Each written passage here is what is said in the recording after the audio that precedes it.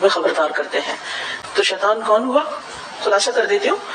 شیطان کا جو انہوں نے تعارف کرایا ہے اس کے دو حصے۔ ایک شیطان لفظ کا لغوی معنی بتایا گیا ہے کہ لفظ سے شیطان کا معنی کیا ہے۔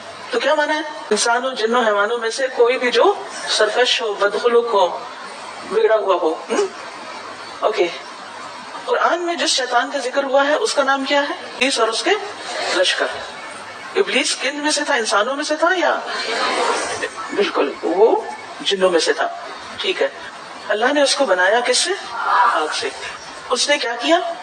نافرمانی کی، سرکشی کی، انکار کیا، اور مسلسل انسان کے پیچھے دشمنی کرنے کے لیے چالیں چلنے لگا تاکہ اس کی زندگی خراب کر کے رکھ دے، برباد کر کے رکھ دے، اس کو ہدایت اور اطاعت سے نکال کے اللہ کی نافرمانی کی طرف لے جائے اور اس کو خواہشات اور آرزوؤں کا بندہ بنا دے۔